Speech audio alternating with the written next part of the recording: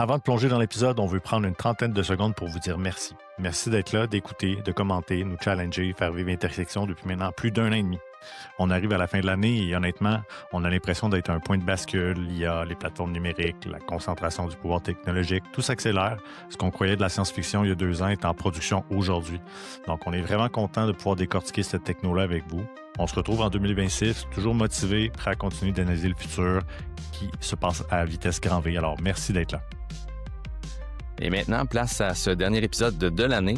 Cette semaine, on a eu le privilège d'échanger avec Stéphane Hamel, professeur à l'Université Laval. Il est aussi expert en marketing numérique, en données, en vie privée.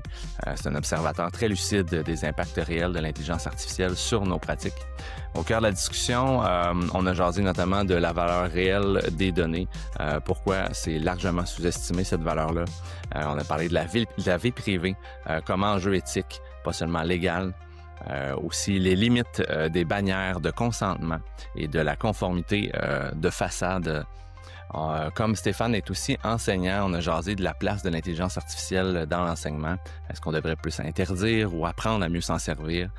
Donc voilà plein de sujets vraiment super pertinents qui notamment nous permettent de bien comprendre ce qui s'est passé en 2025, mais aussi ce qui va s'en venir en 2026. Donc on vous souhaite un très bonne écoute sur cet épisode.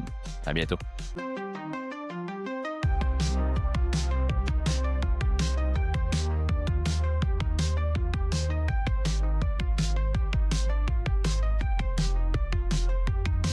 Podcast Intersection, le rendez-vous des passionnés de technologie et de leur impact sur la société d'aujourd'hui et de demain.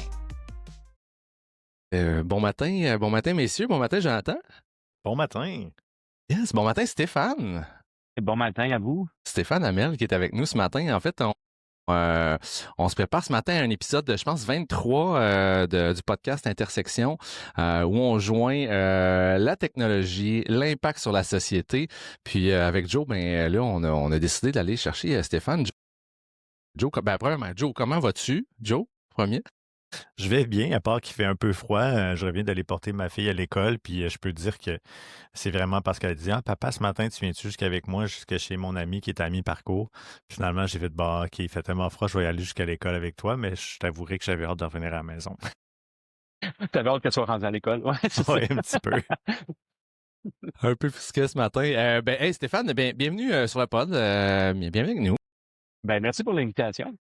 Écoute, ça fait plaisir. Écoute, moi, je commencerais peut-être parce qu'on a quelques sujets en tête, moi puis Joe, mais pour ceux qui ne te connaissent pas, Stéphane Hamel, qui es-tu? D'où viens-tu? Que manges-tu en hiver, Stéphane? Je vais faire, qu'est-ce que tu vas faire en hiver? Ouais, c'est une bonne. Je vais faire un petit survol rapide. Mon background à l'origine était beaucoup plus technique, là, avec un deck en informatique. Puis, dès le début de ma carrière, j'ai commencé à travailler avec du data, évidemment, en informatique. On a toujours du data, mais le point commun de ma carrière, ça a tout le temps été de comprendre comment on pouvait exploiter des données pour finalement mieux comprendre des processus d'affaires puis les optimiser. Tu sais, si je mets ça très simplement. En cours de route, bon, j'ai travaillé à plein d'endroits différents, Boursa Montréal, Desjardins, Bombardier Récréatif. J'ai été du côté consultation, une firme de consultants américaine. Fait que là, j'ai touché à des projets. À un moment donné, dès le début de ma carrière aussi, je suis tombé dans le web. Même une petite anecdote, mon stage en informatique, tout le monde s'en allait faire on recule à 1987 à peu près, là. Tout le monde s'en allait faire du COBOL puis du Fortran dans les compagnies d'assurance puis dans les banques. Il y avait un petit projet obscur de l'Université de Montréal, de la recherche opérationnelle en santé. Je le savais pas, je trouvais ça cool, mais je le savais pas, il y avait accès à Internet en 1987. Le web. Mais à cette époque-là, tu avais déjà le chat, le IRC, c'était le chat. Il y avait FTP pour les transferts de fichiers. Il y avait des newsgroups. Il y avait l'ancêtre du web qui était Gopher. Et puis, il y avait un sentiment de collaboration qui était vraiment très, très fort aussi. Puis déjà, à cette époque-là aussi, étant donné que c'était des données de santé, ben, on avait des règles au niveau de la vie privée aussi, avec les données de patients qu'on utilisait. Fait que, je continue mon chemin, je fais de la consultation, des gros projets de données. Je travaille sur le web, évidemment, une grosse partie de ma carrière. Puis à un moment donné, bon, je savais pas trop quoi faire. Je suis allé faire un MBA en affaires électroniques à l'Université Laval. que j'ai très bien réussi. J'ai sauté le bac, en fait, mais je suis allé faire le MBA direct. Puis à la fin de mon MBA, ils m'ont demandé pour faire un cours de web analytique. Il y a 15 ans de ça, fait que j'enseigne encore ce cours-là au bac et à la maîtrise. J'enseigne le marketing à la maîtrise, au MBA exécutif, et j'enseigne médias sociaux aussi au bac. Donc, ma consultation a pris le côté, a pris le bord pas mal. Là, c'était pas mal, surtout de l'enseignement. Mais je fais encore un petit peu de consultation à l'occasion. Donc, quand quelqu'un me contacte et qu'il veut que je les aide, j'en fais, mais je laisse ça de côté un petit peu, puis je fais beaucoup d'enseignement. Ça, c'est la version humble de Stéphane Hamel, mais moi, il faut que je t'explique dans quel contexte j'ai sollicité Stéphane il y a plusieurs années quand j'étais au Web à Québec. Tu sais, on commençait à parler de Google Analytics, puis ces trucs comme ça. Puis souvent, tu sais, la personne qui était comme un peu, qu'on voyait souvent, c'était Avinash Kaushik, qui était Oui. chez Google. Et après ça, il y avait Stéphane Hamel. Donc, Stéphane ne le dira La pas. version québécoise. Mais la version québécoise, c'était Stéphane Hamel. Donc, c'était quand même impressionnant. Fait que nous, quand on avait regardé ça, on s'est fait « Hey, c'est qui ce gars-là, premièrement? » Puis, ben, on a découvert Stéphane, puis on l'a fait venir comme conférencier, puis c'était très drôle. Puis je me souviens d'une discussion qu'on a eue où, justement, tu nous disais « Ah, c'est drôle, parce que je pense que chez nous, on t'avait fait passer comme un local speaker, là, un petit 45 minutes, alors que Stéphane, à ce moment-là, je pense, dans ta carrière, tu te promenais un petit peu à travers le monde Oui. à faire des Ouais. keynote speakers. Donc, c'était quand même très drôle. Tu m'as fait réaliser ça. J'ai fait « Ah oui, quand même, hein, c'est drôle pareil, le contexte. » Comment on prêche pas dans sa paroisse, hein? Exactement. Fait que oui, Stéphane, tu sais, il y a quand même un super background ici. Puis je pense que justement, le fait que tu sois rendu dans le corps professoral à l'Université Laval, je pense que tes étudiants peuvent être très chanceux de t'avoir. Je pense que vraiment, un background comme ça court pas nécessairement les rues. J'ai encore la passion, je te dirais. Ça transparaît pas mal dans mes cours. Tu sais, que je suis motivé, j'aime ça. Que ce soit côté marketing, côté vie privée, médias sociaux, AI, évidemment. On peut pas passer à côté, là. Puis j'utilise beaucoup l'IA pour améliorer mes cours aussi. Absolument. Fait que c'est ça. Je m'amuse encore. J'ai eu les cheveux gris, mais je suis encore un petit gars dans le plat de bonbons, là. On va parler effectivement de l'AI puis de comment tu l'utilises avec tes étudiants, mais j'aurais goût d'abord qu'on parle de, si tu es d'accord, Simon, qu'on parle un peu plus de vie privée, de la Ouais. donnée à la vie privée, parce que dans le podcast, on en a souvent parlé, puis tu sais, moi, j'avais, disons, une vue sur l'idée que je trouve que le web, c'est enchitifié bien comme il faut. Tu sais, on s'est ajouté là des couches de loi, des pop-up d'acceptation de cookies et tout ça. C'est le Far West complet. C'est quoi comment tu vois ça, toi, actuellement? Et c'est quoi l'avenir du web, là? Comment, avec tout ce qu'on s'ajoute, puis où on s'en va avec ça, selon toi? Ouais, ben, c'est une belle intersection entre vie privée, marketing, médias sociaux, tout ça, puis AI. On voit l'enchitification, là, comme tu dis, là, de tous les contenus qui sont générés par l'IA, puis que finalement, je me suis même fait un browser. C'est pratique d'avoir un background technique. Je me suis fait un browser extension qui filtre LinkedIn, puis qui enlève tout le junk que je veux pas voir. Je peux malheureusement pas le commercialiser puis trop le mettre de l'avant. Je le mentionne ici. Je peux pas le mettre trop de l'avant parce que je vois à l'encontre des termes et des conditions de LinkedIn, clairement. Fait que je pourrais me faire barrer, tout simplement. Mais l'expérience est totalement différente. Quand on parle de tout le genre qui se retrouve, là, que ce soit LinkedIn ou que ce soit ailleurs, à un moment donné, quand la balance est plus là, l'utilisateur prend le contrôle. Le consommateur va prendre le contrôle. J'utilise Brave puis AdGuard depuis longtemps. Mon browser principal, c'est Brave. J'utilise AdGuard pour bloquer les trackers puis la publicité. Puis l'expérience web est totalement différente. Fait qu'à un moment donné, le ratio entre les trackers, la lourdeur des trackers aussi, ça rajoute de la lourdeur. J'ai fait un test en l'espace de à peu près 6 mois. En utilisant Brave, il t'indique, quand tu ouvres un nouveau tab, il t'indique le nombre de trackers puis le temps que tu as sauvé. Fait que ça me sauve à peu près 8 heures par 6 mois. Fait que c'est mettons, une journée de travail. Une journée de travail ou une journée de congé, comme on veut. Puis, tu sais, le 8 heures, si je le prenais à mon taux horaire de consultation, ben c'est ça que mon data vaut, là. Au minimum, c'est ça que ça vaut. C'est pas le petit 2% de retour que tu as sur ta carte de crédit ou des choses comme ça, là. C'est beaucoup plus que ça. On sous-estime la valeur du data que qui est collecté à notre sujet, puis qu'est-ce qui est utilisé, qu'est-ce qui est fait avec aussi, là. Je trouve ça super intéressant. Je trouve ça super intéressant, Stéphane, que tu aies pris le temps de quantifier. Puis je trouve que l'image est forte. Ben, tu vois, j'ai vu un indicateur de temps sur 6 mois, ben, c'est 8 heures. Ben, c'est ça, 8 heures, ça a une valeur. Donc là, c'est la valeur des données que j'accepte de partager. Puis à mon sens même, c'est un minimum de sa C'est valeur un parce que minimum. ça vaut beaucoup plus que ça. Hein. Absolument, absolument. Puis ça se répète dans tout ce qu'on fait, partout où on va, toutes les applications qu'on utilise. Dans notre auto, il y avait des articles qui parlaient de ça aussi. Là, dans les autos modernes, là, il y a de l'instrumentation là-dedans, c'est incroyable. Là, il y a du tracking au bout. Ça fait, oui, ça prend des lois pour ça. On voit qu'en Europe, le RGPD ou GDPR là, est là depuis déjà plusieurs années. Justement, je disais, Amex France viennent d'avoir une amende de 1,5 million d'euros parce qu'ils ont déposé des cookies avant le consentement, ils ont fait du tracking, même si le consentement n'était pas donné, des choses comme ça. Et là, si on regarde au Québec, on a la loi 25, la Commission d'accès à l'information.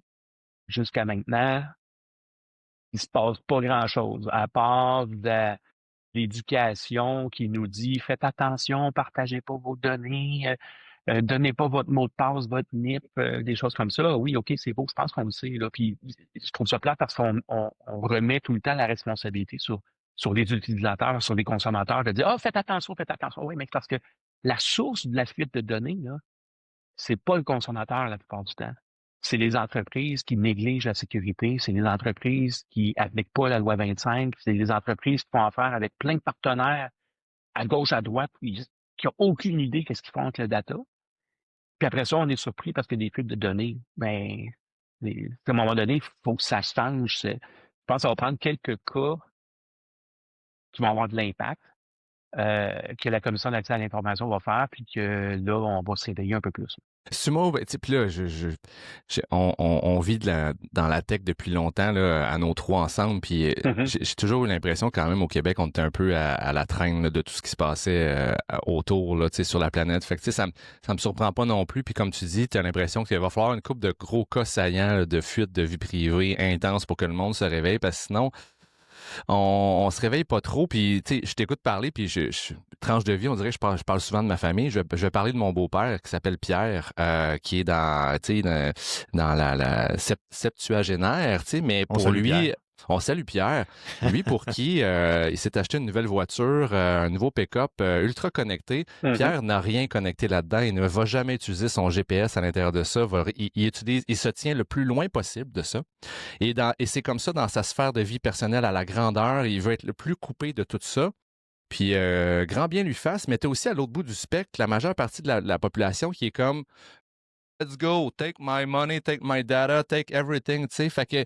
Ouais, puis donne-moi un petit rabais c'est ça, en retour, tu sais. exactement, fait que je dois t'avouer que je sais pas où on va s'en aller avec tout ça, parce que j'ai l'impression que toutes les générations actuelles et à venir sont un peu plus comme free will, let's go, sont nés dans un monde où on rouvre les livres, on clique la politique de la confidentialité avec les yeux fermés.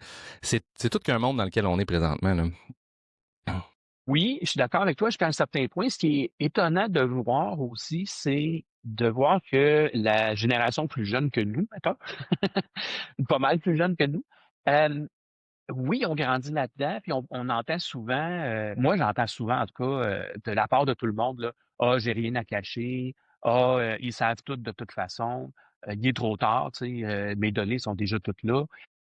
Et pourtant, on voit, comme je disais, c'est un peu un retour des choses. Il y a beaucoup de la jeune génération qui décroche des médias sociaux, ou de certains, en tout cas, médias sociaux.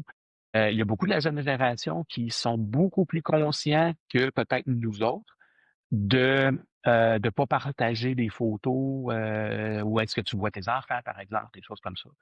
De faire attention à ces choses-là. Souvent, le parallèle que je fais, c'est avec l'industrie automobile et les ceintures de sécurité. Les ceintures de sécurité ont été inventées au début des années 1900 parce qu'il y avait des pilotes d'avion qui faisaient des tests puis ils se sont rendus compte que quand ils crashaient, s'ils étaient attachés, il y avait plus de chances de survivre. Ça s'est transposé à l'industrie automobile, mais ça a été long parce que les manufacturiers ne voulaient pas nous mettre de ceinture. Les consommateurs ne voulaient pas les payer parce que ça augmentait le prix du véhicule. Ils ne voulaient pas les mettre non plus parce qu'il y avait plein de légendes que si tu tombes dans un lac, tu ne pourras pas te détacher, puis toutes sortes de choses comme ça. Ça a pris des lois pour imposer la ceinture de sécurité. En tout cas, on doit se souvenir là, des grandes campagnes de publicité qui mettaient l'emphase sur l'importance de s'attacher. Aujourd'hui, on embarque dans un véhicule, on s'attache. C'est devenu automatique. Puis en plus des ceintures, maintenant, on a des ceintures à 3 points, parce qu'au début, il y avait juste à la taille.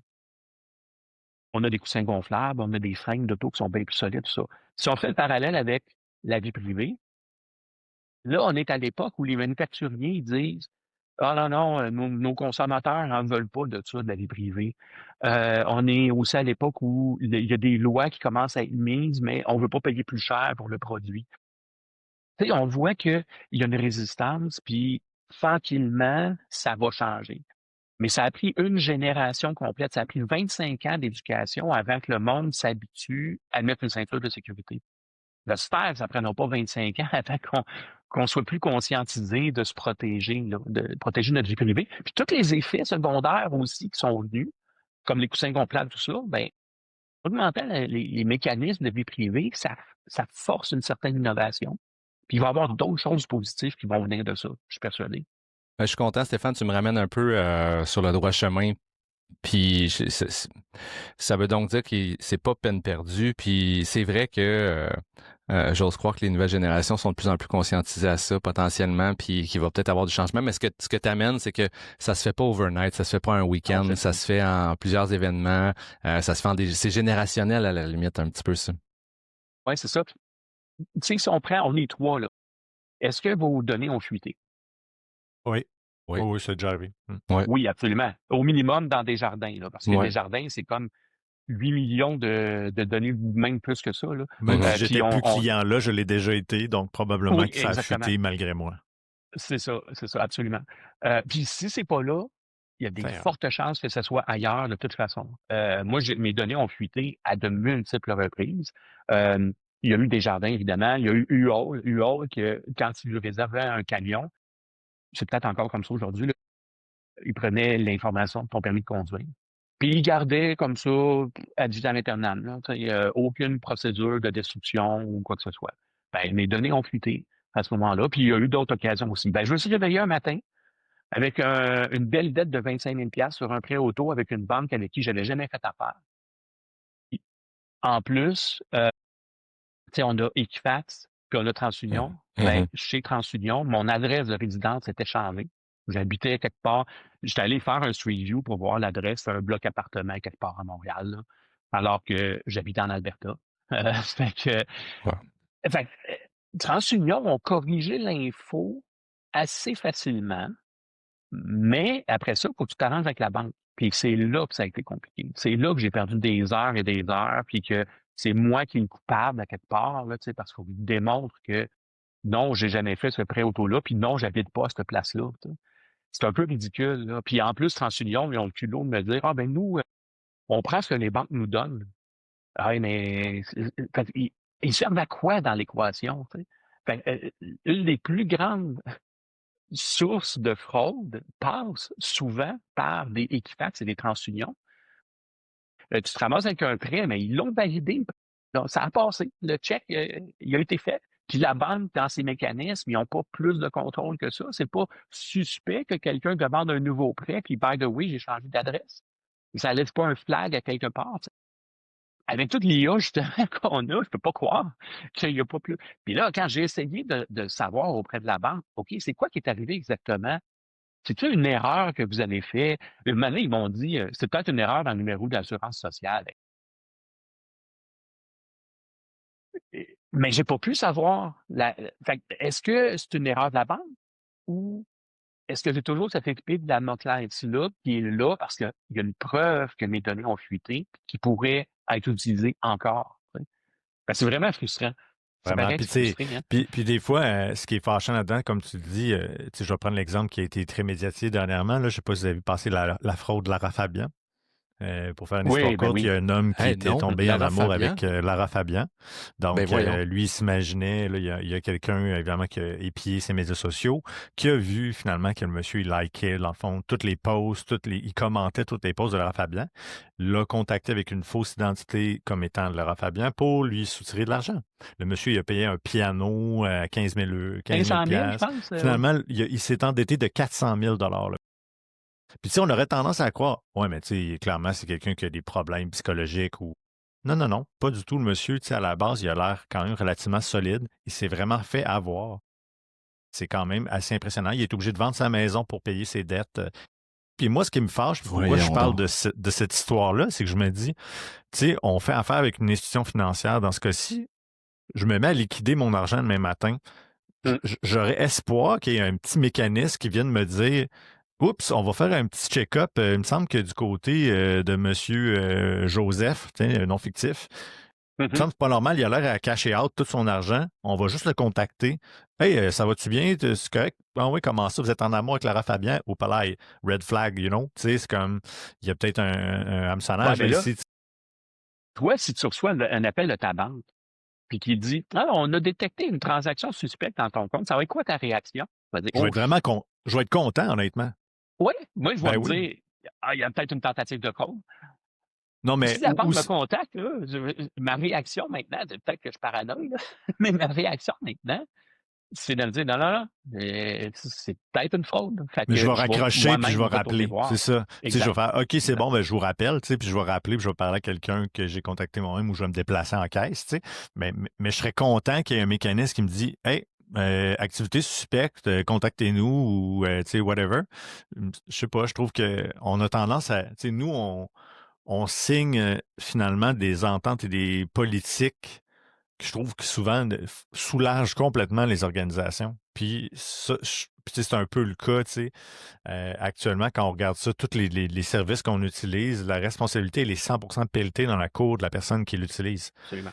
Ça, je trouve que, tu sais, à un moment donné, ça devient lourd, là. Ce qui m'amène à dire que, puis j'écris sur le site, la vigilance numérique, là. Il y a une Mhm. giga vigilance numérique qu'on doit avoir, puis tu sais, c'est correct, là, nous, on connaît la tech un petit peu, mais tu sais, quelqu'un qui est loin de ça, bonne chance. Puis, tu sais, même là, ça fait une couple de fois que j'ai réfléchi, mais dans une organisation très près de moi, on a eu une attaque au président, là. Donc, Mhm. le concept est simple, là, c'est qu'il y a des envois qui sont faits directement au CEO de l'entreprise ou à des gens très proches de lui, mais c'est le CEO qui lui dit, tu sais, faut faire un virement vite, vite, parce que là, il y a une problématique.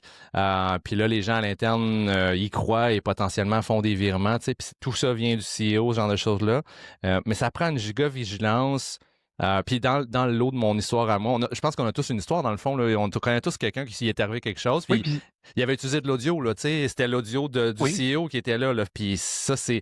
Fait que bonne chance, les amis. Il faudrait à la limite, tous autour de nous, éduquer les gens à des espèces de petits... Hey, si des choses comme ça se passent, soyons préparés. Voici notre petit code secret, là. Si moi, je t'appelle maman, puis je te dis que j'ai besoin d'argent, faut que... Je vais te poser une question comme quand les 3 questions pour aller rechercher ton mot de passe, là, genre, dans quelle ville t'es-tu marié, genre...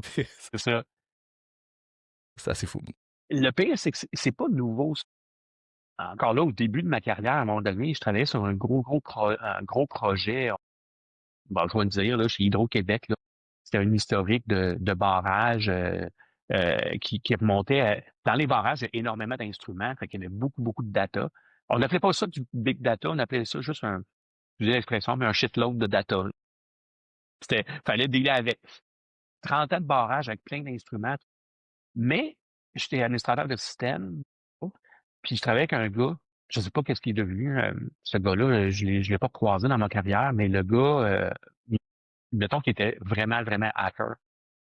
Et lui, le midi, là, il allait prendre une petite bière, là, puis après ça, il lisait, il y avait un journal qui s'appelait Frack, qui était pour les hackers.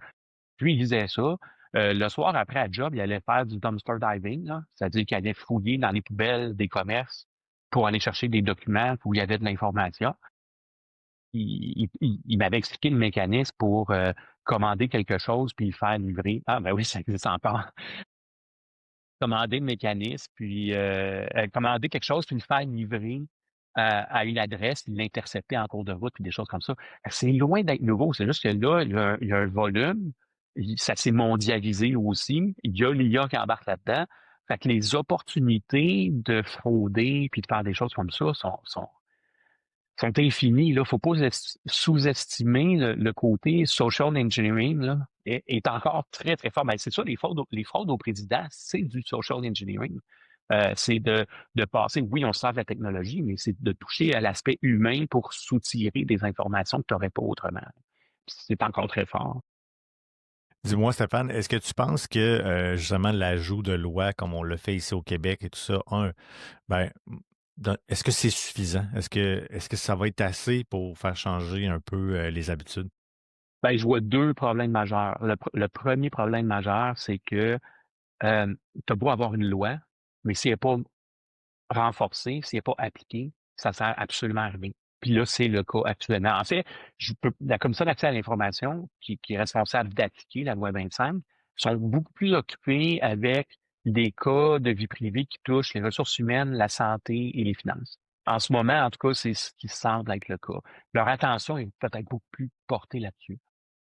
Tout l'aspect nous, dans lequel on est plus, le marketing, technologie, tout ça, ça, c'est le premier problème. Le deuxième problème, qu'on est un très petit joueur dans l'univers de tout ça. Même le fédéral n'est pas capable de faire plier Facebook pour que les médias canadiens soient présents sur Facebook. Pensez-vous que le Québec va être capable de dire à Facebook, hey, ton tracker, il y a quelque chose qui ne marche pas avec parce qu'il est tellement présent dans tous les sites que ça donne un portrait qui est... Là, on a tout entendu les histoires là, de Facebook qui sait que quelqu'un est gay avant même qu'il sorte du placard ou qui sait que quelqu'un va se divorcer avant même qu'il en ait parlé à son conjoint, sa conjointe, toutes sortes de choses comme ça. La vie privée, c'est pas juste le data qu'on donne, c'est tout le data qui est inféré aussi à partir de ça. Puis ça, c'est pas mal plus épeurant que le simple fait de donner notre adresse email, là. Totalement. Écoute, ben merci. Non, écoute, je rejoins 100% de ce que tu viens de dire. Puis l'exemple que tu as donné, je pense qu'il est très parlant, là, à savoir que le fédéral n'est même pas capable de défendre ses médias pour que ce soit sur Meta. Tout ça, je pense qu'effectivement, tu dis, bon, mais c'est quoi le poids qu'on a dans tout ça? Là? Fait que non, Pas c'est grand-chose. pas Non, c'est grand-chose, ça. effectivement. Mais je pense qu'il faudrait commencer au niveau du Québec. Il y a quelque chose qu'on peut faire, par exemple. Les entreprises du Québec, même s'ils font affaire avec tous ces partenaires-là, qui sont les Google, Facebook et une quantité de réseaux de pub absolument incroyable aussi, ou des partenaires pour les newsletters, des choses comme ça, qui souvent sont américains, puis souvent ils collectent une bonne quantité d'informations, les chatbots aussi.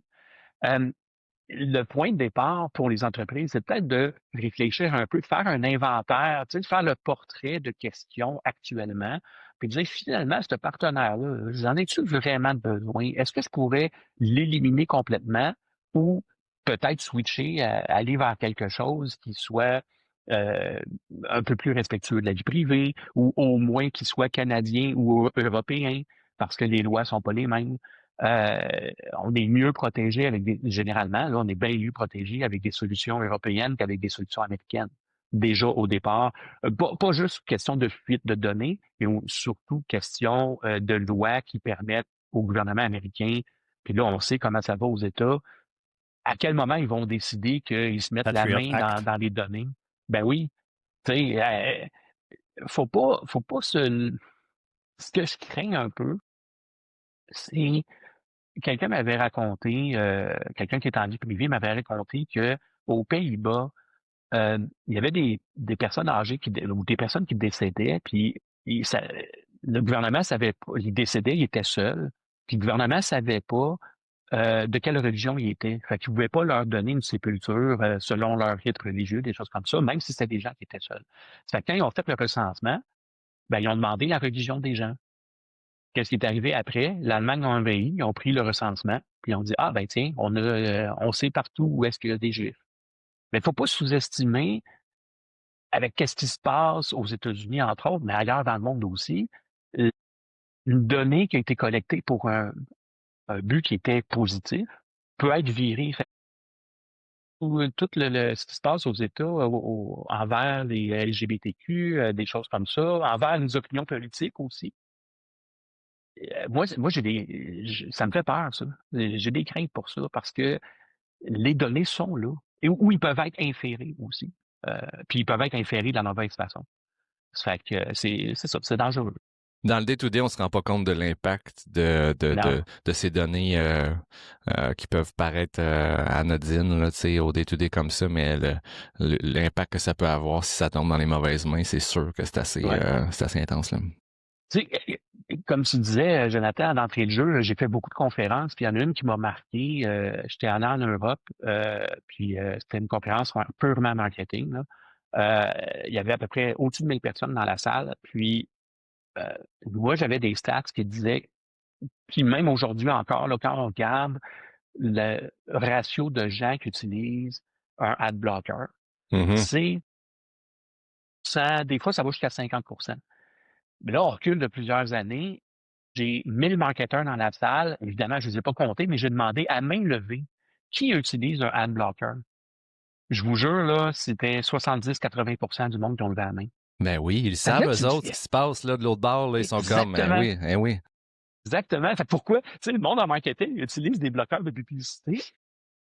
Pour moi, à ce moment-là, ça a été un choc parce que ça a été comme, il y a quelque chose qui marche pas, il y a quelque chose qui est brisé si les gens qui travaillent dans ce domaine-là acceptent pas de subir ce qu'ils font subir à leurs clients. Tu sais. C'est complètement, ça n'a pas de sens. Tu vois, Stéphane, ça m'amène parce que, tu sais, dans ton profil est super intéressant au niveau de ton parcours. Il y a beaucoup de marketing, mais ça l'a pas eu le choix de dévier sur de la donnée de la vie privée, puis les deux sont interconnectés, puis ça me donne le goût de dire, hey guys, si un jour vous avez des actifs numériques en ligne, puis vous devez faire du marketing en ligne, ça va peut-être être vous qui allez faire ça de votre bord, ok, fine, mais fine, essayez à ce moment-là quand même d'avoir un œil aguerri sur toute la collecte des données, puis essayez d'être éduqué un peu si vous faites ça par vous-même. Mais si vous faites faire ça par une firme qui se dit experte en marketing numérique, puis qui va vous aider à vous faire connaître sur les plateformes, puis tout ça, assurez-vous qu'elle n'est pas juste ferrée en marketing numérique, mais qu'elle est ferrée aussi en tout ce qui est données privées, la vie privée des choses, parce que aujourd'hui, ça va de pair. Si tu fais pas l'un et ou l'autre, là, je veux dire, à un moment donné, ça n'a pas d'incidence intéressante. Là. Absolument. Oui, puis tu sais, souvent on pense que, en fait, c'est une des leçons dès le début d'un cours de marketing que je dis aux étudiants. Pour vous autres, c'est quoi le marketing? Puis souvent, ce qu'on voit, ce qui est le plus visible, c'est la pub. C'est les vidéos virales sur TikTok. C'est ça qui est cool. C'est de voir des bonnes pubs à la télé ou regarder quelque chose sur YouTube. C'est ça qui est le plus apparent. Mais en réalité, du marketing, là, c'est très, très, très scientifique. Là. Et c'est du neuromarketing, c'est du data, il y a des processus, tout ça est là. Oui, le côté créatif est important, mais si tu as le côté créatif, mais tu n'as pas le côté très cartésien, très procédural, ton marketing ne sera pas bon. Hein. Fait que, ça va absolument main dans la main, là, c'est clair. Moi, quand je pense au marketing, en fait un petit peu, mais c'est pas autant que toi, là, mais on pense toujours à le bon message au bon moment à la bonne personne. OK, that's the target. C'est ça le Oui. ultimate target. Comment tu le fais? Exactement. C'est ça. Il y a plusieurs chemins de ce rang-là. Puis il y en a qui sont pas kosher, là, on va dire, là, qui sont Non, pas c'est ça, trop c'est legit ça. là, dans le passage. Absolument. Puis tu sais, on parle de vie privée puis de marketing. Là, j'ai publié, je fais ça à l'occasion. Puis j'hésite tout le temps à mentionner le nom de l'entreprise, mais je le fais parce que on a besoin d'exemples. Puis j'en ai fait un à un moment donné sur le site web de l'Actualité, qui est un média qui a du contenu de qualité. Tu sais, j'aime lire des articles, ces choses-là. Ben malheureusement, quand tu arrives sur le site de l'Actualité, j'espère qu'ils vont le corriger. J'ai essayé de les contacter, j'ai jamais eu de réponse, ce qui est contraire à la loi 25, by the way. En fait, j'ai eu une réponse par un processus de gestion de requête tout à fait normal. Oui, on a transféré votre message à la bonne personne. OK, bye, c'est fait. Mais le problème de ce site web-là, c'est que il y a une barrière de consentement en surface. Mais il y a plein de trackers qui sont déclenchés avant le consentement. Puis en fait, si on pousse un côté technique un peu plus loin, c'est le simple fait, des fois, c'est pas que le tracker lui-même est déclenché, mais c'est de la librairie qui va servir à faire le tracking. Elle est chargée avant le consentement. À partir du moment où tu charges une ressource qui vient d'un tiers à quelque part, qui est du JavaScript, qui est du code, tu n'as pas de contrôle sur le jour que tu vas te réveiller un matin, là, que cette compagnie-là va peut-être avoir été hackée, puis elle va prendre le contrôle de ton site web via le JavaScript qui a été injecté dans ton site web. Exact. Ça peut arriver, puis il y en a eu des cas comme ça. Tu sais. Et il y a des problèmes au niveau du consentement, au niveau des bannières qui vont mettre l'emphase sur le accepter, mais qui vont mettre le refuser de façon soit qui est carrément pas là, puis il faut pas être personnalisé, puis là, c'est l'enfer. Mais c'est pas ça l'esprit de la loi 25. L'esprit de la loi 25, c'est que tu fais pas de tracking avant. Tout le tracking qui vise à faire un profilage marketing. Si tu fais un tracking, on insiste beaucoup sur des cookies, mais ça n'a rien à voir. Là. C'est pas les cookies qui sont importants, c'est les données personnelles qui sont collectées. Puis données personnelles, ça peut être aussi simple qu'une adresse IP. Donc, tout est une donnée personnelle parce que pas d'adresse IP, tu n'as pas de web, tu n'as pas d'Internet. Adresse IP, historique de navigation, quand tu te promènes à travers un site web, c'est considéré, dans beaucoup de cas, c'est considéré comme une information personnelle. Pourquoi? Mais parce que ça, combiné avec d'autres informations, permet de profiler quelqu'un. C'est comme ça que les réseaux de pub fonctionnent. Fait, je trouve ça de valeur que un site comme celui-là, où en fait, je pourrais généraliser et dire à peu près tous les sites médias ont ce problème-là, c'est qu'ils ne demandent pas le consentement comme il faut, ils ne respectent pas le consentement, la barrière n'est pas conforme, c'est généralisé. Puis le problème, est-ce qu'il vient de la bannière ou il vient de l'installation, dans le sens où est-ce que c'est l'outil en soi qui fait pas bien sa job? Bon, Tu sais, dans le fond, on fait comme, ben moi, je prends ça, ça a l'air clean, ça a l'air de faire la job, mais on fait pas les vérifications techniques pour être sûr que ça fait vraiment bien la job? Oui, tu touches exactement à un des gros problèmes qu'il y a, c'est que quand on parle de vie privée, tu as 3 sphères qui doivent travailler main dans la main. Tu as la sphère du marketing, parce que c'est eux autres qui veulent avoir tel tracker, puis leur agence leur a dit, mets telle chose pour ton site web. Tu as le côté légal, il faut que tu comprennes la loi, il faut que tu comprennes qu'est-ce qui est permis ou pas. Puis tu as le côté très, très technique de, OK, tu as mis ta bannière, mais si tu as ouvert le capot, puis aller voir exactement c'est quoi qui se passe. Moi, c'est ça que je fais beaucoup. Ces 3 sphères-là se chevauchent, mais il n'y a personne qui est expert dans les 3. Tu sais, moi, je connais la loi, mais je ne suis pas avocat. Je connais le marketing, mais je ne suis pas un super gourou de l'univers. Là. Je connais le côté technique, je me débrouille plutôt bien de ce côté-là. Personne ne peut prétendre à tout connaître ça. Des fournisseurs de solutions de consentement, à un moment donné, j'ai parlé avec un qui ils n'ont pas aimé que je les mette que je mentionne que ce site web-là a utilisé cette solution-là. Puis, on dit, ouais, mais nous, là, on fournit la solution. Même si on donne des conseils sur qu'est-ce qui devrait être fait ou pas fait, au final, c'est le client, c'est l'entreprise qui va décider comment ils vont implanter la bannière, puis qui sont responsables d'auditer pour voir si le consentement est vraiment techniquement conforme et légalement conforme. C'est eux autres qui ont la responsabilité. Fait que les fournisseurs de solutions, ils disent, moi, je fournis l'outil. Tu fais ce que tu veux avec, comme c'est souvent le cas. Hein. Malheureusement aussi, les gens qui vont acheter ces outils-là vont avoir l'impression qu'en l'installant, il y a une prise en charge plus complète qui se fait. Fait que là, tu vois, on passe d'un fournisseur de services qui offre un outil qui dit, ben, hey, moi, je te donne l'outil, mais après ça, une fois que tu l'as installé, c'est à toi de vérifier qu'il fonctionne comme il faut. Ouais. Fait que, tu sais, c'est comme si... Ils ont zéro responsabilité. Ouais, c'est ça. Fait que, tu sais, c'est problématique. Puis, tu sais, moi, je me dis, des fois, on dirait que ces fournisseurs-là servent sur le principe que, un peu comme on a dit d'entrée de jeu, le gouvernement a plein ses culottes à gérer d'autres dossiers par rapport à cette loi-là, plus de façon nichée. Les sites plus, disons, commerciaux, les entreprises, tout ça, qui, oui, ont une bannière, ben ça donne l'impression de l'extérieur que, au moins, ils ont une bannière, ils ont fait le strict minimum qui était nécessaire. On ne va pas commencer à faire un audit technique pour aller plus loin. Mais le consommateur donne l'impression qu'on n'utilise pas ses données, fait que tout le monde est content. c'est juste, les gars, c'est que ça fait pas assez mal, point. Là. Tu sais, je veux dire, n'importe quelle petite entreprise va aller mettre ces bannières-là. Je vous écoute, je me dis, oui, il y a un fournisseur qui va fournir une solution pour le mettre sur ton site web avec bannière de consentement, puis tout ça. Puis là, c'est à l'utilisateur de l'installer, puis de s'assurer de faire le tour. J'ai pas le choix de regarder mes fenêtres que je viens de faire changer sur ma maison. Si le gars des fenêtres, il m'avait dit, je te vends des fenêtres, tu peux les installer toi-même. Mm-hmm. Sache par contre que si tu les installes, il y a des bonnes pratiques pour que l'hiver, ça ne gèle pas à l'intérieur. je peux te donner, j'essaie de voir, je peux te donner toute la formation nécessaire via un de mes gars qui va venir tout t'expliquer, ou j'ai une voûte de connaissances avec une communauté où tout le monde se parle. Mhm. Oui. Il peut y avoir une espèce de bonne approche du fournisseur, mais dans certains cas, mon vendeur de fenêtres, il peut me dire, regarde, je te vends les fenêtres, puis moi, je m'en vais au prochain client, puis arrange-toi, mon Exact. capitaine. S'il fait fret, c'est pas de ma faute. Fait qu'il faut voir, tu sais, c'est peut-être les fournisseurs qui doivent un peu être un peu plus bons joueurs dans ça aussi, puis expliquer comment ça fonctionne. Bon point.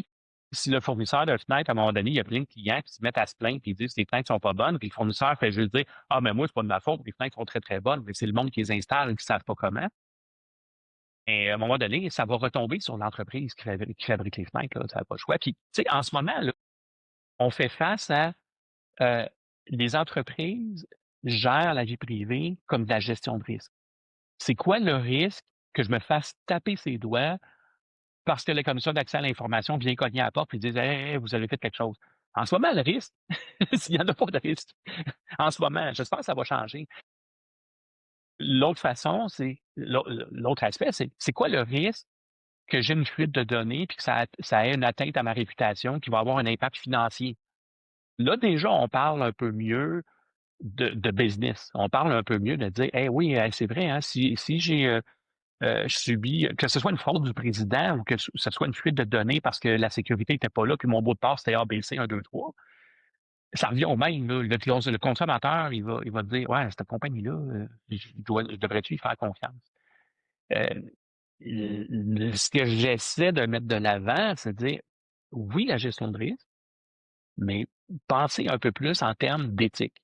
En termes d'éthique, qu'est-ce que tu fais? Tu sais, on aime en marketing, on aime tellement dire ah, nous, là, on est orienté client.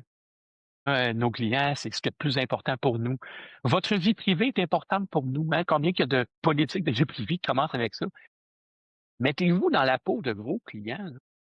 Quand vous mettez une bannière qui dit on va faire affaire avec 382 partenaires, puis j'en ai vu des bannières qui font ça, parce que tu sais, quand tu intègres, il y a certains outils, quand tu les intègres, tu en as un en surface, mais après ça, ça explose. Il va y en avoir plein d'autres, parce qu'au total, il peut y en avoir potentiellement des centaines.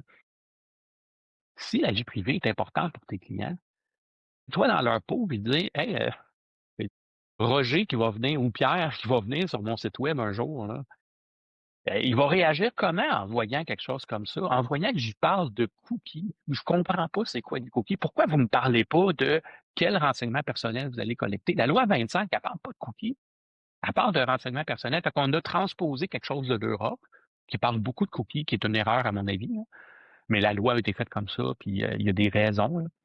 Mais si on le transpose au Québec, puis on fait juste prendre une bannière, comme tu disais, Jonathan, une bannière par défaut, là, qui a de l'air bien cute, là, mais ça parle de cookies, on passe à côté de quelque chose de la loi 25 parce que c'est pas ça, la loi 25.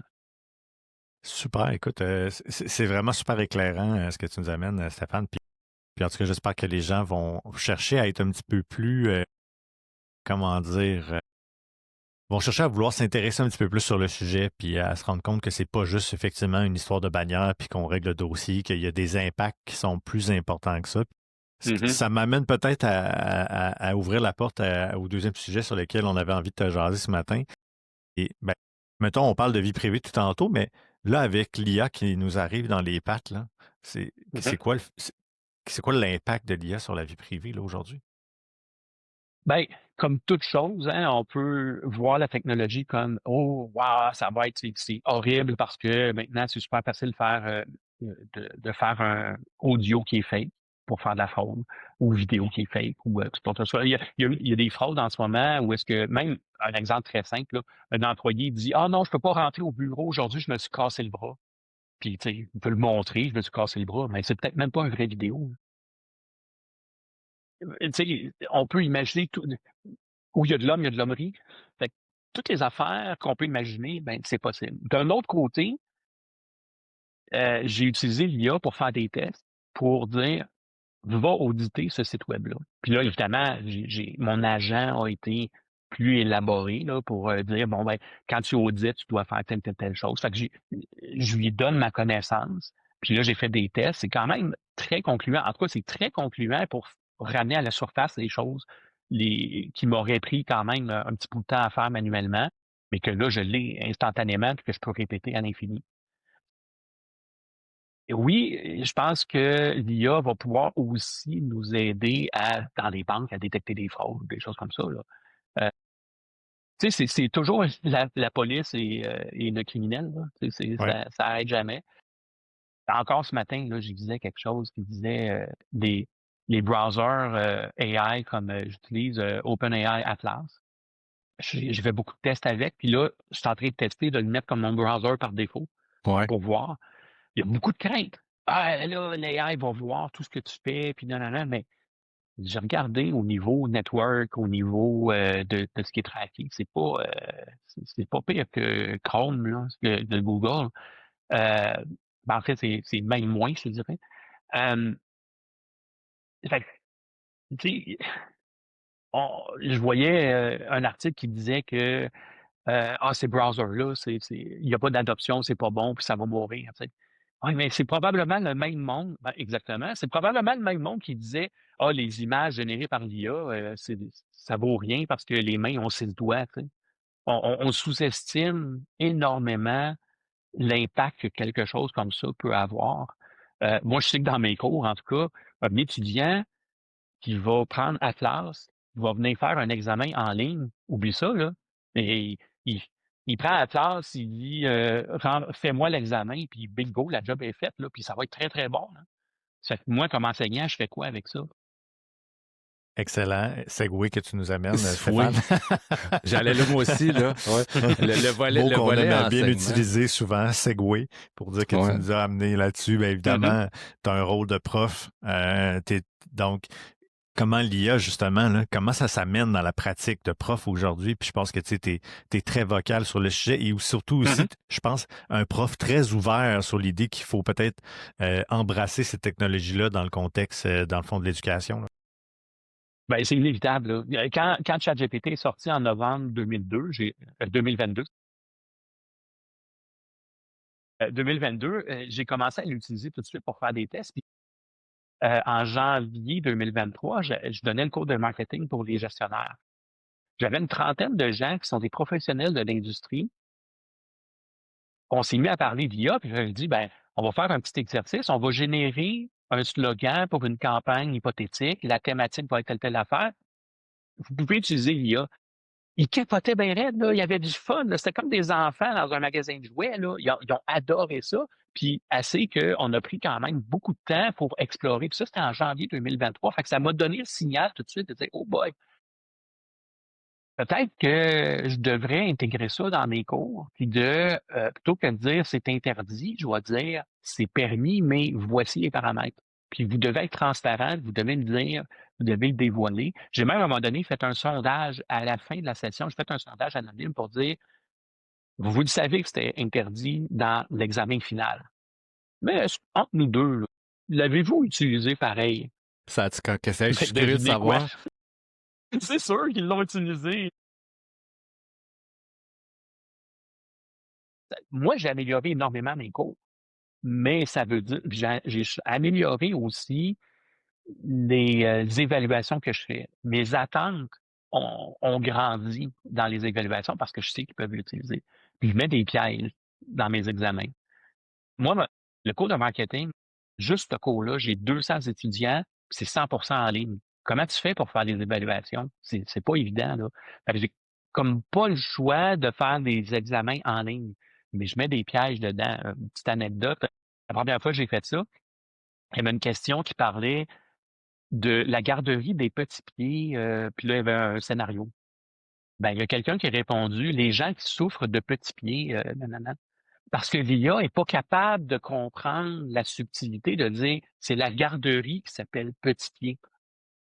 Fait que là, j'ai des pièges comme ça dans mes examens Mais là, où attends, est-ce que Stéphane, j'ai l'impression, par contre, va falloir que ça, tu l'adaptes avec le temps, parce que j'ose croire que là, présentement ou dans les prochains mois, plus ça avance, plus l'IA va être capable de le piger que c'est une garderie, là. Fait que, tu sais, oui, ça va c'est t'amener à ça. te renouveler non-stop aussi, là. Oui. Oui, je me renouvelle non-stop, mais je me renouvelle en me servant de l'IA aussi. C'est une course tout le temps, puis malheureusement, je me doute très bien qu'il y en a qui passent à travers puis qui réussissent à obtenir des bons résultats même s'ils n'ont rien foutu, puis ils ont juste utilisé l'IA. Ça m'inquiète. Mais ils vont se retrouver sur le marché du travail, ces personnes-là. Euh, Ils vont se faire coincer à un moment donné ou à un autre. Moi aussi, je suis un gros preacher de ça. On te regarde aller sur LinkedIn, moi puis Joe, puis je voyais un de tes posts récemment sur, je ne vais pas rentrer dans le détail, mais tu parlais de la pertinence aux travaux d'équipe Oui. universitaires. Hum. La vraie vie, les amis, c'est pas quand tu vas être sur le marché du travail, tu seras pas seul dans ton bateau tout Jamais. le temps. Tu vas être dans des équipes, puis ça, puis tu sais, il y en avait qui, je sais pas à quel point tu es à l'aise de dire le terme qui avait été, c'était quoi qui avait été ressorti comme terme là, que tu avais vu, c'est du socialisme. Il y en a qu'on appelle des free riders. Ouais. Les free riders, c'est du monde dans un travail d'équipe qu'ils foutent rien, puis ils se laissent tirer par les autres. Tu sais, il faut, dans ce temps-là, quand j'ai des travaux d'équipe, il y a tout le temps une composante qui est tes collègues, ils vont t'évaluer. Fait que si la majorité des collègues disent cette personne-là a rien foutu ou il n'y avait pas de qualité, il n'était pas à temps, il n'était pas assidu, toutes sortes de. Tu sais, j'ai des critères quand même. Ben, si dans une équipe de 5, il y en a 4 qui disent qu'une personne n'a rien foutu, ben moi, évidemment, je me réserve le droit de baisser la note de cette personne-là. C'est pas vrai qu'elle va avoir la même note que les autres. Là. À un moment donné, il faut comme pondérer les affaires. La clé, quand on est dans un mode comme ça, c'est qu'il faut que tout soit dévoilé dans le plan de cours. Tu sais. Faut pas arriver après coup à quelqu'un et dire hey, j'ai baissé ta note parce que tu n'as rien fait. Non, non. Dans le plan de cours, c'est marqué que je me réserve le droit de baisser la note avec des explications et des choses comme ça. Tu dois être transparent d'emblée, je suis d'accord avec ça. Tu veux pas faire des fausses surprises à la fin de la session pour les étudiants, tu sais, mais le point ici est donc que la réalité de la vie va te rattraper, mon chum, là. Oui. Coûte que coûte. Fait que, tu sais, quand même, bien que tu utilises des outils d'AI pour te faufiler au travers de toutes tes études collégiales universitaires, et à un moment donné, tu vas te faire coincer. Ben oui, c'est sûr. Puis d'un autre côté, Le je karma. veux pas. Tu sais, j'entends des profs qui reviennent avec des examens papier-crayon en classe. Là. Mais je veux pas faire ça parce que, encore là, sur le marché du travail, c'est pas vrai que c'est comme ça que tu vas travailler. Là. Tu sais, fait que moi, dans mes cours, j'essaie tout le temps, j'ai assez d'expérience métier pour faire en sorte que dans mes cours, j'essaie que ça soit quasiment comme une simulation du monde réel. Là, tu sais. Oui, j'ai de la théorie à travers, mais tous les travaux, toutes les simulations qui sont faites, c'est tout le temps inspiré d'expériences réelles, puis de dire, regarde, dans la vraie vie, c'est ça qui se passe. Là. Puis dans la vraie vie, by the way, si tu fais un travail d'équipe, si tu as 5 collègues, puis il y en a 2 qui démissionnent, le livrable, il ne change pas. Tu es obligé de livrer la même affaire de qualité à la même date. Puis ce qui amène aussi, parlant d'IA, là, on a, puis de façon générale, on a 2 choix. Hein. On voit des choses, comment que l'IA accélère la capacité de livrer quelque chose.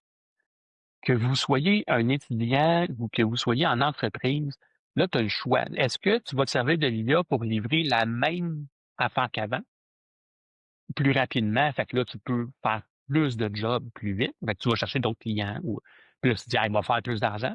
Ou, ce qui risque d'arriver, c'est que l'IA te permet de livrer la même qualité plus rapidement, mais si tu te sers de l'IA puis tu livres plus de qualité dans le même temps que tu avais avant, puis dans le même budget que tu avais avant, moi, je pense que c'est vers là que ça s'en va. Là. Moi, mes attentes ont augmenté parce que je le sais que j'utilise l'IA. Dans les entreprises, bon, il va y avoir des entreprises qui vont opter pour la solution facile. Hey, on va faire du volume beaucoup plus vite parce qu'on a l'IA. Ils vont survivre, ces entreprises-là? Pas sûr. Celles qui vont survivre, ça va être celles qui vont exploiter l'IA pour livrer encore plus de qualité au même budget qu'avant et dans le même temps qu'avant. C'est vers ça qu'il faut tendre. Ce que Moss dit que dans 20 ans, il n'y a plus personne qui va travailler, là, ça c'est comme la société du loisir des années 70. Là. On la vit-tu, la société des loisirs? Ben non. Tout le monde travaille plus qu'avant. Ça va être pareil avec l'IA. Là. Les métiers vont changer. T'as peu, là, Stéphane. Moi, je suis un petit gars born and raised 1985. La Société des loisirs, années 70, de qu'est-ce que c'est quoi ça? Il y a eu une tendance à commencer, je pense, dans les années 50. Il y a eu des sociologues, ou je ne sais pas trop, du monde en tout cas, qui se sont mis à dire qu'avec toute la technologie, toute l'innovation, ça ferait que dans le futur, on n'aurait plus besoin de travailler. On vivrait dans une société des loisirs où on aurait beaucoup, beaucoup de temps pour nos loisirs.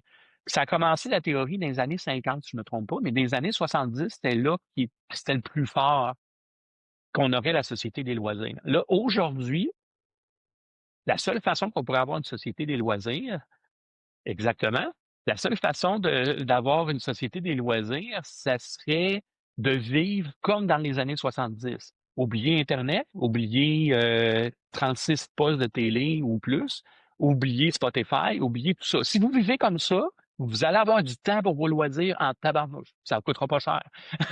mais là, on voit que la réalité, c'est pas ça. Là. Fait que c'est pas vrai que dans 20 ans, il n'y a plus personne qui va travailler. Là. C'est absolument impossible. Euh, parce que, entre autres, l'IA va faire en sorte que nos attentes vont continuer d'augmenter. Dis-moi, Stéphane, tu nous parles beaucoup tu nous as parlé, dans le fond, de comment l'IA transforme à l'intérieur du monde de l'éducation, dans la pratique des étudiants, comment ils l'utilisent, comment les profs peuvent l'utiliser. Mais est-ce que tu penses justement qu'il y a un futur sur l'IA comme quelque chose qui va prendre plus de place dans l'enseignement général? Donc, tu sais, tu parles que tu fais des cours en ligne, etc. Donc, tu sais, est-ce qu'il y a un futur, selon toi, où l'IA va avoir un rôle plus important peut-être dans ce rôle-là? Oui, ben, on peut le voir de différentes façons. On peut voir, comme je le fais en ce moment, d'utiliser l'IA pour améliorer la qualité des cours, trouver des façons de fournir de la connaissance d'une façon qui est plus adaptée, plus intuitive. Moi, à l'école, j'ai eu de la misère beaucoup parce que je ne fitais pas dans le moule qui était à cette époque-là. Tu sais. Je suis sûr qu'il y a des profs qui m'ont fait passer juste parce qu'ils ne voulaient pas m'avoir dans leur cours encore. J'étais vraiment pas, j'étais pas bon, je dérangeais les gens, tout ça. Parce que je fitais pas dans ce modèle-là. Mais si l'IA peut faire en sorte que certaines personnes qui ont des façons différentes d'apprendre vont avoir l'opportunité de le faire, on a du talent caché qui va émerger. Là. Ça, c'est positif. C'est vraiment bien. Euh, L'autre aspect aussi, tu vois, d'innovation, j'ai fait une présentation au comité d'innovation en enseignement à l'Université Laval. Fait que c'est tous des technopédagogues puis des enseignants, tout ça, pour expliquer comment j'utilisais l'IA. Puis une idée qui a émergé, je vais probablement m'amuser là-dessus là, dans les prochaines semaines. J'aimerais créer un agent qui pourrait simuler un client réel. C'est-à-dire que je veux pas déléguer ma responsabilité à un robot, là, à un chatbot. Je veux pas faire en sorte que les étudiants me posent plus de questions.